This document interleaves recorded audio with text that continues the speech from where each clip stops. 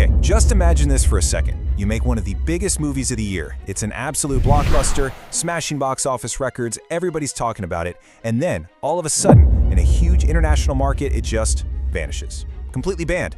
Well, that's exactly what happened with the film Dhurandhar. So what's really going on here? Let's get into it. Here's the whole mystery right here.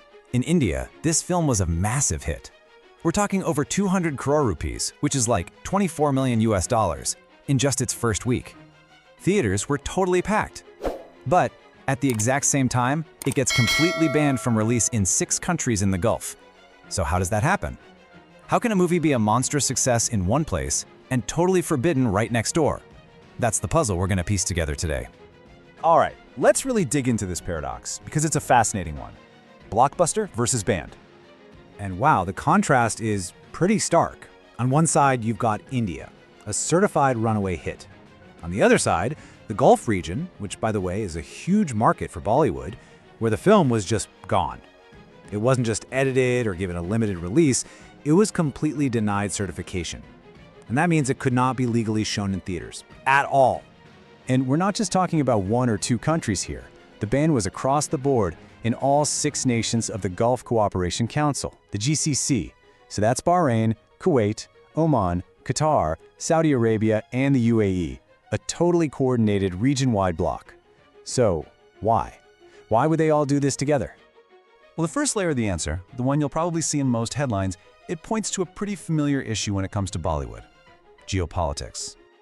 So to get the official reasoning, you gotta know what the movie is about, right? Dhurandhar is a spy thriller. It's got Ranveer Singh playing an Indian agent who goes undercover inside a criminal gang in Pakistan. And the plot? It's inspired by some major, real-world events, which, immediately makes the whole thing a very sensitive topic. And that brings us to the reason that's been floated around by industry sources. The film was denied clearance because of what was seen as an anti-Pakistan narrative. Now, censor boards in the Gulf, they tend to be super cautious about movies that touch on political tensions between other countries, especially countries they have close ties with, like Pakistan. And look, this anti-Pakistan thing wasn't just some vague feeling in the Gulf. Back in Pakistan, things got pretty serious. A legal petition was actually filed against the movie. It accused the filmmakers of defaming former Prime Minister Benazir Bhutto and her political party. So yeah, the content was definitely causing waves. But is that the whole story?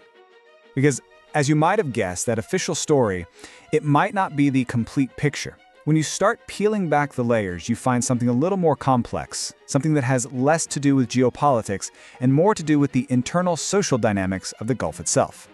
So, if you dig a little deeper, especially in online forums from people in the region, you start to see another reason pop up over and over again. The real red flag for the censors, they say, wasn't just that it was set in Pakistan. It was the specific ethnic group of the bad guys. The film's plot apparently revolves around a criminal gang of Baloch origin from Karachi. And that little detail, it turns out to be absolutely crucial. So here's why that matters so much. The Baloch people aren't just a group in Pakistan. They are a large, respected, and long-established community inside the Gulf itself, especially in places like the UAE, Oman, and Bahrain. They have deep historical roots there. So a huge Bollywood movie that portrays a Baloch gang could be seen as stereotyping and disrespecting an entire ethnic group that is part of their own society. Gulf censors are extremely sensitive to anything that could damage what they call social cohesion. Basically, anything that could stir up trouble or make one community feel like it's being targeted. Okay, so now let's zoom out for a second, because the ban on Dhurandhar isn't some random one-off thing. It actually fits into a much larger, very consistent pattern of censorship in that part of the world. And this slide, wow, it really lays out the pattern, doesn't it? Just look at the films that have been banned in the last couple of years. You've got Tiger 3 for how it portrayed Islamic countries, Fighter got banned for focusing on the India-Pakistan conflict, Article 370 was blocked for tackling a hot-button political issue. Dhurandhar slots right into this trend of blocking any film that deals with sensitive geopolitical or social themes. So to really get why this pattern keeps happening, we've got to look at the system itself, the one that governs all media in the Gulf. What are the actual rules of the game here? The media environment in the GCC is what experts call an authoritarian media system. Now, that sounds pretty academic, but the idea is actually simple. It just means the government has very tight control over the media. The whole point of the press isn't to challenge the government or be a watchdog, it's to support national unity and state policies. And this quote right here from Saudi Arabia's own laws, it just captures that philosophy perfectly.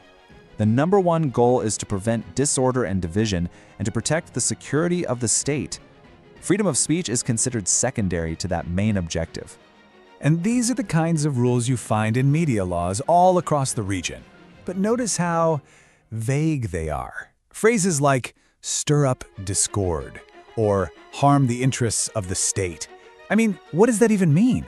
They're so broad they can be used to justify banning almost anything. This gives the censors a ton of power. And a film like Dhurandhar, with its politics and its ethnic portrayals, could easily be seen as checking multiple of these restricted boxes all at once. So, what is the real reason Dhurandhar was banned? Well, it's not just one thing. It's a mix of all these different layers. First, you have the official anti-Pakistan label. Then, just underneath that, you have the very specific and very local sensitivity around how the Baloch community was portrayed. All of this fits neatly into a broader pattern of banning films with any kind of geopolitical themes. And the whole thing is enforced by a system of media control that's designed to prioritize social stability above everything else. And all of this leaves us with a really big, important question, right?